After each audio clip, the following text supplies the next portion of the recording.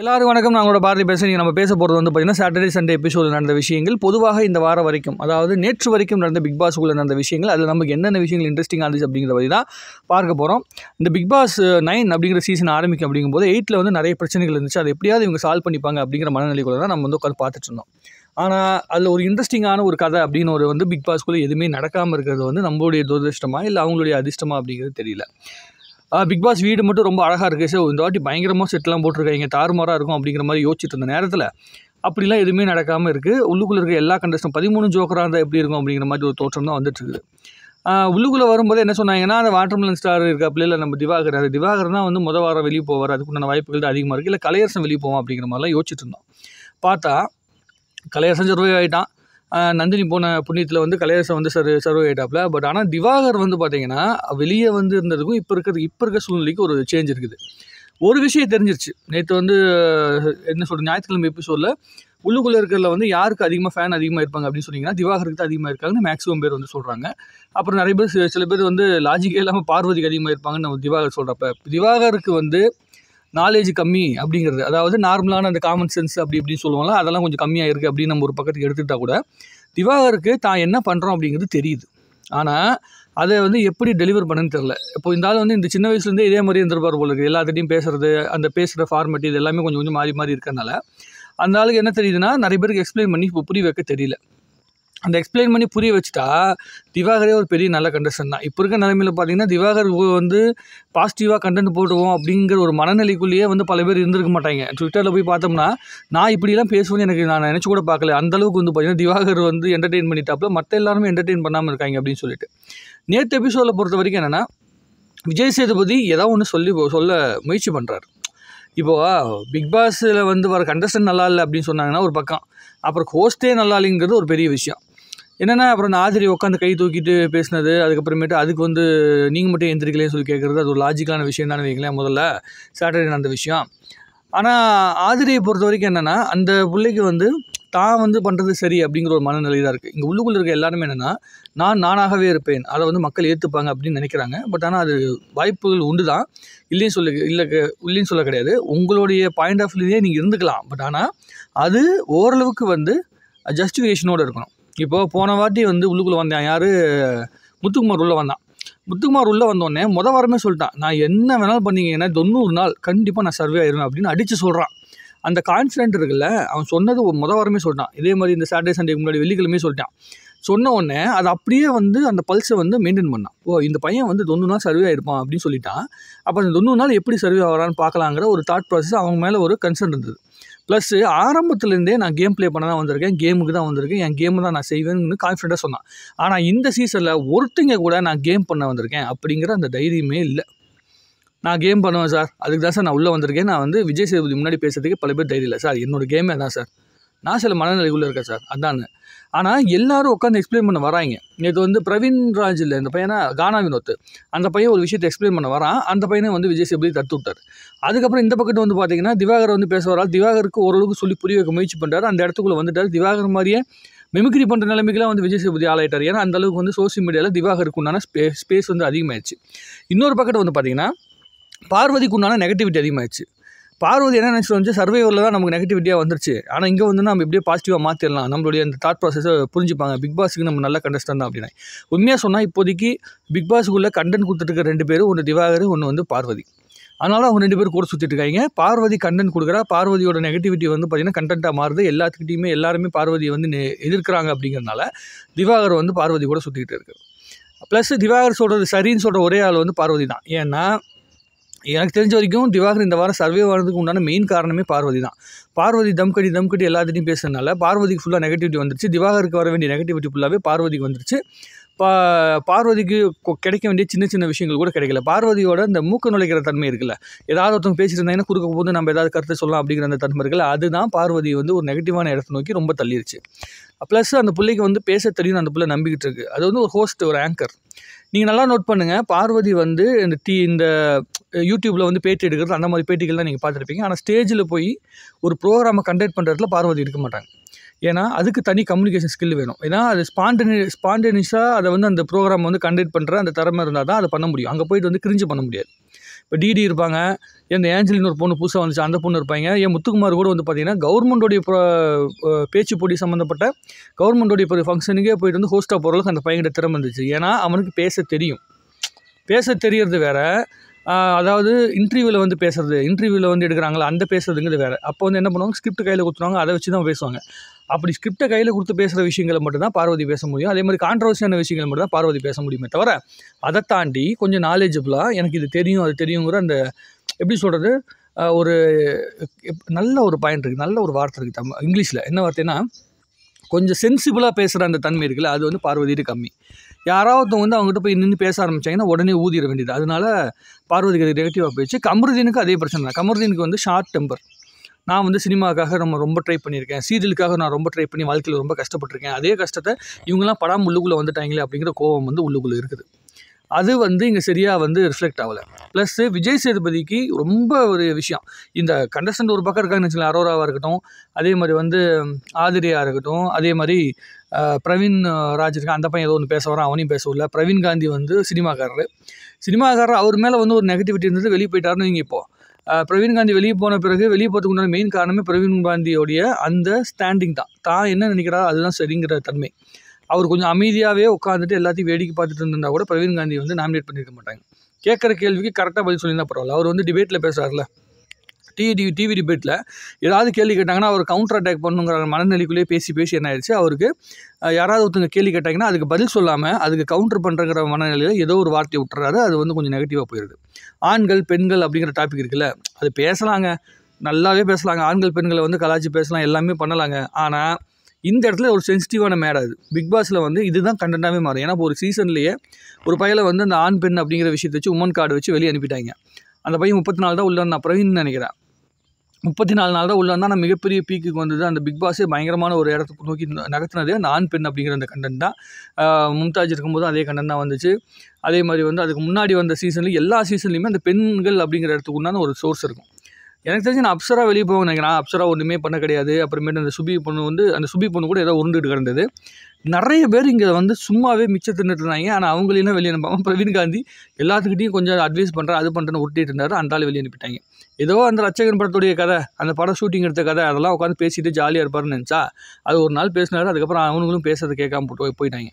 நிறைய விஷயங்கள் தெரிஞ்சுக்கணும். ஏன்னா 23 வயசுக்குள்ளே அந்த அவருடைய அந்த 10-15 வயசில் அசிஸ்டன்ட் டேரக்டர் ஆகி அதுக்குள்ளே வருகின்ற நிறைய கதைகளில் அதுக்குள்ளே இருக்க நிறைய அழுத்தங்களை வந்து சொல்லி அதை பற்றி நிறைய டிஸ்கஸ் பண்ணுறதுக்கான பாயிண்ட் கிடைக்குன்னு பார்த்தாரு. ஆனால் அதுக்கு வந்து யாருமே பெருசாக பேசல. ஒரு நாள் பேசிட்டு அப்படியே ஸ்கிப் பண்ணிட்டாங்க. ஆனால் இதில் வந்து கொஞ்சம் புத்திசாலித்தனமான கண்டஸ்டன்ட் அப்படின்னு நீங்கள் எடுத்துக்கிட்டிங்கன்னா விக்ரம் இருக்காங்களா, அந்த பையன் பரவாயில்ல. ஏன்னா வாரம் ஃபுல்லாக அமைதியாக இருக்கான். அந்த பையனுக்கு தெரிஞ்சு போச்சு, நம்ம பேசணும்னா மாட்டிப்போம், நம்ம வந்து கலாய்க்கிறங்கிற பேரில் ஏதோ ஒன்று உருட்டிட்டு மாட்டிப்போம்னு சொல்லிட்டு வாரம் ஃபுல்லாக அமைதியாக இருந்துட்டு அதுக்கப்புறமேட்டு கொஞ்சம் கொஞ்சமாக வந்து அந்த பையன் வந்து தன்னோட கான்செப்டை வந்து வீக்கெண்டில் பேசுகிறான். இதுதான் சரியான ஃபார்மேட்டு.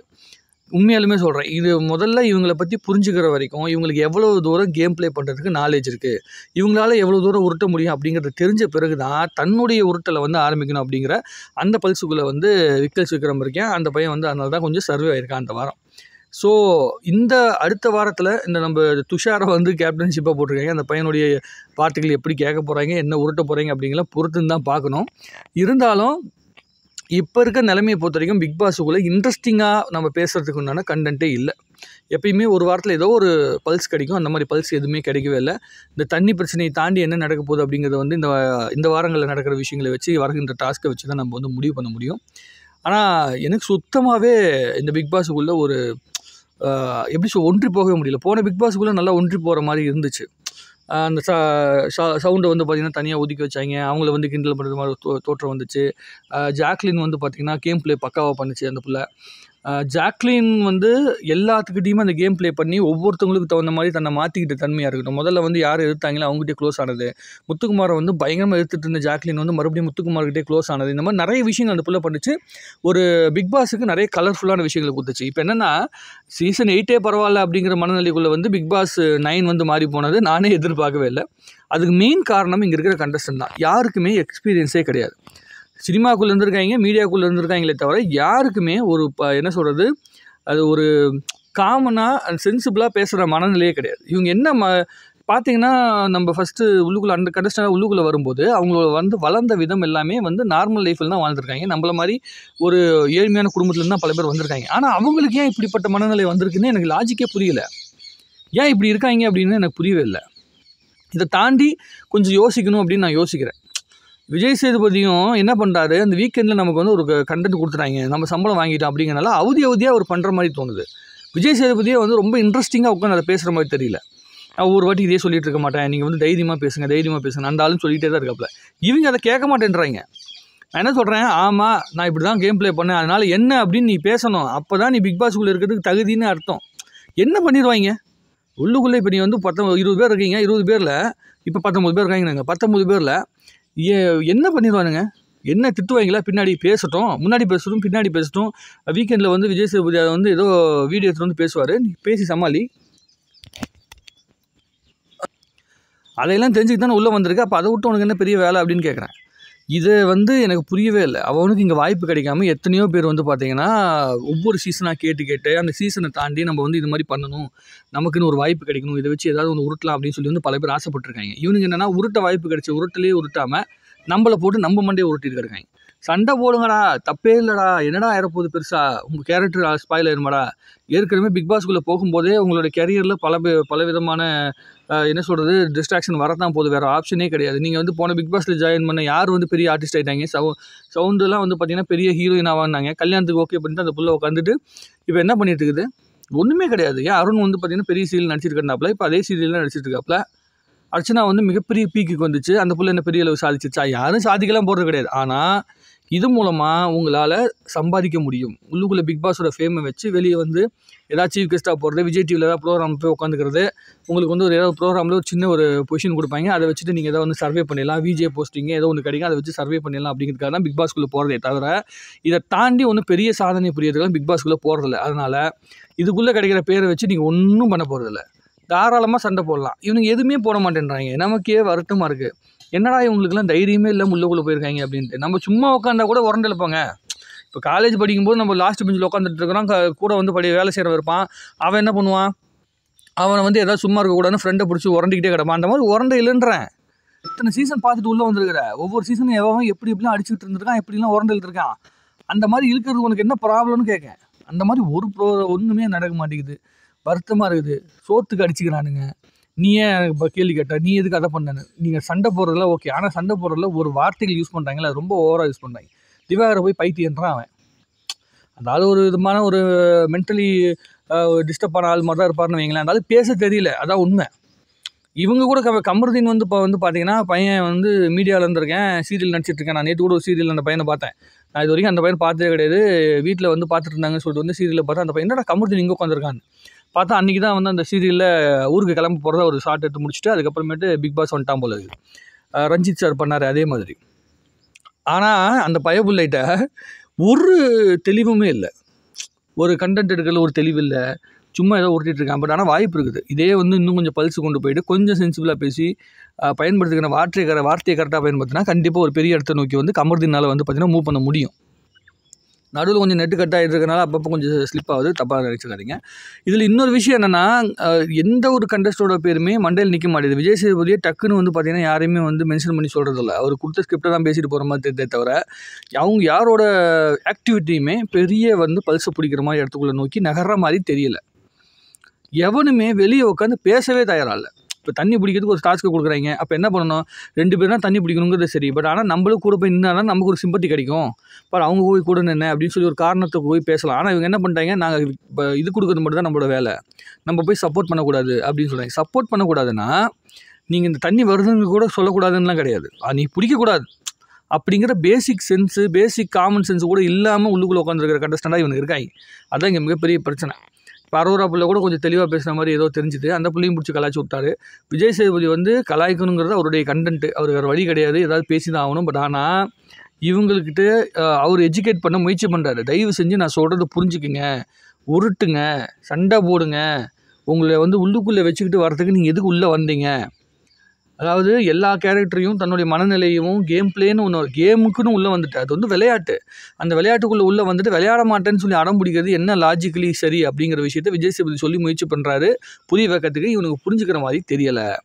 இதுக்கப்புறமாச்சும் புரிஞ்சுப்பாங்களாங்கிறது இந்த வாரம் பார்த்தா தான் நமக்கு தெரியும். நான் எல்லாருமே தூங்கிட்டு இருக்குதுங்க. தூங்கி முடிச்சுட்டு எந்திரிச்சிட்டு வரட்டும். வந்ததுக்கப்புறம் என்ன பண்ணுறாங்கன்னு பார்ப்போம். இதுக்கு மேலே இந்த வாரமும் பண்ணலைன்னா நம்ம தான் கழுவி ஊற்றணும். நம்மளே நம்மளை வந்து பேசிக்கிட்டு இவங்களை கழுவி ஊற்றுறத கண்டென்ட்டாக மாற்றிடுவாங்க. ஏன்னா இவங்க வந்து சண்டை போடுறத ஒரு கண்டென்ட்டாக மாற்றுறத ரிவ்யூவர் என்ன பண்ணிடுவாங்க, இவங்கள ஐயா பிக் பாஸ் நல்லாவே இல்லை, பிக் பாஸ் இப்படி போயிட்டுருக்குது அப்படிங்கிற விஷயத்தை தான் கண்டென்ட்டாக பேச வேண்டிய அவசியம் இருக்குது. எப்படின்னா என்னடா நம்ம பார்த்து ரொம்ப ரசித்த பிக் பாஸ் ப்ரோக்ராம் இவ்வளோ தூரம் டல்லாகி போச்சு அப்படின்னு சொல்லி வந்து நம்ம புலம்பவும் இல்லை, இந்த புலம்புல கண்டென்ட் ஆக்கிடுவாங்க ரிவ்யூவர். அவ்வளோதான் பண்ண முடியும். என்னத்தை சொல்கிறது, இந்த வீக்கெண்டில் பார்த்த வரைக்கும் நமக்கு தோணுது இதுதான். பிரவீன் காந்தி சாருக்கு டாட்டா காட்டி அனுப்பியாச்சு. ரட்சகன் படத்துடைய முழு கதையை நம்ம என்றைக்காவது நேரில் பார்க்கும்போது தான் எனக்கு கேட்டு தெரிஞ்சுக்கணும் போல இருக்குது. அவ்வளோதான் பாயிண்ட்டு. இந்த வாரம் யார் வெளியே போக போகிறாங்க, சர்வே ஆக போகிறாங்க அப்படிங்கிறத பொறுத்து வந்து பார்ப்போம். திவாகர் மட்டும் எனக்கு தெரிஞ்ச வரைக்கும் லாஜிக்கலி பார்த்திங்கன்னா திவாகர் மட்டும் கொஞ்சம் சென்சிபிளான ஆளாக இருந்தாருன்னு வைங்களேன், இவங்களோட அந்த ஆளுக்கு ஈஸியாக ஓவர்டேக் பண்ணிட்டு போயிடுவான். அந்த ஆளுக்கு ஈஸியாக வெளியே அனுப்ப மாட்டாங்க. இந்த பர்ஃபார்ம் பண்ணுறது, அகாடமின்னு ஒரு பர்ஃபார்ம் பண்ணால அதெல்லாம் பார்த்துட்டு அந்த ஆளுக்கு ஏதோ ஒரு விஷயம் இருக்குது. அதாவது சோஷியல் மீடியாவில் எல்லோரும் ஈஸியாக ஃபேமஸ் ஆக மாட்டாங்க. எத்தனை பேர் வேணாலும் கேவலமாக வீடியோ போடலாம், என்ன சொல்கிறது கண்டென்ட்லாம் போடலாம். ஜிபி முத்து அந்த திவாகர் மாதிரி ஆட்களை கண்டிப்பாக ஃபேமஸ் பண்ணி விடுவாங்க மக்கள். ஆனால் அதை சர்வே பண்ணி ரொம்ப நாளைக்கு ஹோல்டு பண்ணி நிறுத்துறதுக்கு சில பேருக்கு வந்து மைண்ட் செட் இருக்கும். ஜிபி முத்து சார் வந்து இருக்காப்புல இல்லை, அவர் வந்து கண்டென்ட் எப்படி ஃபேமஸ் ஆனார்லாம் தெரியும். ஆனால் அவர் அதை வச்சு எப்படி மானிட்டைஸ் பண்ணுறது, பணமாக மாற்றுறது அந்த ஆளுக்கு தெரியும். அதை வந்து பிடிச்சிட்டார். திவாகருக்கு பிசியோதெரப்பி மட்டும் தான் ஒழுங்காக தெரியும். கண்டென்ட் பண்ணுறது நடிக்கிறதுலாம் ஒழுங்காக வராது. அதே மாதிரி ஒரு கேள்விக்கு சரியாக பதில் சொல்லவும் சரியாக வராது. அது மட்டும் எனக்கு தெரிஞ்ச வரைக்கும் இன்னொரு 20 நாள் 30 நாள் அந்த ஆள் உள்ள சர்வே பண்ணிடுது. அப்படின்னா இப்படி தான் வந்து மற்றவங்கள்ட்ட பேசி கற்றுக்கணும்னு அந்த ஆள் கற்றுக்கிட்டாருன்னா அந்த ஆள் சர்வே பண்ணுறதுக்கு வாய்ப்புகள் உண்டு. இவங்க உள்ளுக்குள்ளே இருக்கவங்களோட அந்த ஆள் பெட்டர் அப்படிங்கிற ஒரு மனநிலைகளை கொண்டு வந்துருவார் அப்படிங்கிறத எனக்கு புரிஞ்ச விஷயம். உங்களுக்கு என்ன தோணுச்சு இந்த 2 நாள் எபிசோடை பார்த்ததுக்கப்புறம்? இன்ட்ரெஸ்டிங்காக இருந்துச்சா இல்லை மொக்கையாக இருந்துச்சா அப்படிங்கிற விஷயம் நீங்கள் கமெண்ட் எழுதுங்க. அதுக்கப்புறம் நிறைய உட்காந்து பேசலாம். நான் என்ன தான் சரி நமக்கு பிடிக்குதோ பிடிக்கலையோ என்ன இருந்தாலும் நம்ம வந்து பிடிக்கலைங்கிறதில்ல, உள்ளுக்குள்ளே இருக்க கண்டஸ்டன்ட் பிடிக்குதோ பிடிக்கலையோ, ஆனால் பிக் பாஸ் எனக்கு ரொம்ப பிடிக்கும். போன பிக் பாஸ்க்குள்ளே எதை கேட்டிங்கனாலும் நமக்கு தெரியும். அந்தளவுக்கு அந்த ப்ரோக்ராமில் ஊன்றி போய் பார்த்தோம். இதில் வந்து ஊன்றி போய் பார்க்கவே முடியலைங்க. ஏன் இந்த கேமராவை எங்கே போய் மாற்றினான்னு தெரியல. இந்த கேமரா எதுமா இருக்குன்னா சிசிடிவி கேமரா மாதிரி இருக்குது. அது லோக்கல் கேமரா மாதிரி இருக்குது. அதுவும் கொஞ்சம் இன்ட்ரெஸ்டிங்காகவே இல்லை, பார்க்க ரசிக்கும்படியாகவே இல்லை. அதையும் தாண்டி பார்க்க வேண்டியதாக இருக்குது. இவங்க என்ன பண்ணிட்டாங்க, செட்டு போடுறதுல பெரிய பட்ஜெட் போட்டு தமிழ் சினிமாவில் பண்ணுவாங்கல்ல, பட்ஜெட் மட்டும் பெருசாக போட்டு பாட்டெல்லாம் பயங்கரமாக எடுத்துகிட்டு படத்துக்குள்ளே ஒன்றுமே இருக்காது அப்படிங்கிற மாதிரி இங்கே என்ன பண்ணிட்டாங்க, ஃபுல்லாகவே வீட்டுக்கு செலவு பண்ணிட்டாங்க. கண்டஸ்டண்ட்டுக்கு ஒன்றுமே செலவு பண்ணல. கண்டஸ்டன்ட்லாம் எவன் சீப்பாக கிடைக்கிறானோ அந்த கண்டஸ்டன்ட் உள்ளுக்குள்ளே கூட்டு வந்துட்டாங்க. டாஸ்க்கையும் ரொம்ப சீப்பாக்கிட்டாங்க. தண்ணி கூட கொடுக்க மாட்டேன் அப்படிங்கிற நிலைமை கூட பிக் பாஸ் வந்து வறுமையின் எல்லையில் நிற்கிற பிக் பாஸ் மாதிரி இருக்குது. வீடு மட்டும் இந்த தமிழ் படம் பார்த்துருக்கீங்களா, வீட்டு வெளியே பார்க்கும்போது இந்த மாதிரி கஷ்டப்படுற ஃபேமிலிக்குள்ளே நம்ம எப்படி இருக்க போகிறோம்னு சொல்லி வந்து வெளியே குடிசை வீடு மாதிரி இருக்கும். உள்ளுக்குள்ளே போனோம்னா வந்து பெரிய பணக்கார வீடு மாதிரி காட்டியிருப்பாங்க அந்த தமிழ் படத்தில். அதே மாதிரி இங்கே என்னென்னா வெளியே பணக்கார வீடு மாதிரி இருக்குது, ஆனால் உள்ளுக்குள்ளே இருக்க டாஸ்க்கு, இவருக்கு திங்கிற சாப்பாடு இதெல்லாம் பார்த்தோம்னா எல்லாமே வந்து பஞ்சத்தில் அடிப்பட்ட மாதிரி இருக்குது. ஸோ இவங்க வந்து தண்ணி பிரச்சனை சோத்து பிரச்சனையை வச்சு தான் இந்த பிக் பாஸை நகர்த்த போகிறாங்க. அப்படின்னா ஆடியன்ஸுக்கு இன்ட்ரெஸ்ட்டு சுத்தமாக கம்மியாக போயிடும். விஜய் சேதுபதி வந்து போன பிக் பாஸோட இந்த பிக் பாஸில் உடம்பு குறைச்சிருக்காரே தவிர இன்னும் கொஞ்சம் பேச்சையும் கம்மி பண்ணியிருக்காரு. போன வாட்டியோட இப்போ கொஞ்சம் பேச்சு கம்மி பண்ணியிருக்காரு. திருக்குறள்னு சொல்லிக்கிட்டு உருண்டிட்டு கிடந்தாப்புல. இருந்தாலும் அவருக்கு அந்த கமல் சார்ட்டுன்னு அந்த கிரிப்பு இல்லை.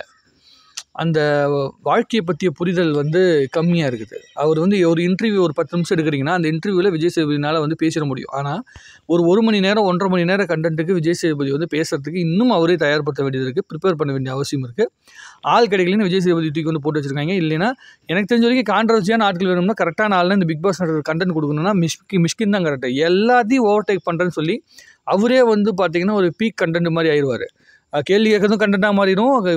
நம்ம மிஷ்கின்கிட்ட பேசுகிறவங்களுக்கு கண்டென்ட் ஆகிடும். மிஷ்கினை பார்த்து கொஞ்சம் பயந்துக்கிட்டு தான் பேசுவாங்க. ஸோ அதனால் மிஷ்கின் மாதிரி ஆள் போட்டால் தான் கரெக்டாக இருக்கும். ஆனால் பிக் பாஸ் அப்படி நடக்காது. அந்த இண்டஸ்ட்ரியிலேயே ரொம்ப ஃபேமஸான ஆட்கள் தான் போடுவாங்க. ஆனால் நம்ம தமிழில் வந்து கமல் சார் பண்ண அளவுக்கு விஜய் சேதுபதி பண்ண முடியாமல் திணறாரு. ஆனால் கொஞ்சம் ப்ரிப்பேர் பண்ணிட்டு வராரு. இந்த அடுத்த வாரத்துலேயாச்சும் அவர் கொஞ்சம் இன்னும் விஜய் சேதுபதி வந்து ப்ரிப்பேர் ஆகிற அளவுக்கு, விஜய் சேதுபதி வந்து கேள்வி கேட்டு கண்டென்ட்டாக மாற்றுற அளவுக்கு வந்து இவங்க கண்டென்ட் கொடுப்பாங்க அப்படின்னு நம்ம நம்பலாம். சரியா? உங்களுடைய கருத்துக்களை வந்து கமெண்ட் எழுதுங்க. இன்னும் நிறைய பேசலாம். என்ன வாழ்க தமிழ்நாடு, வளர்க்க தமிழ் மக்கள்.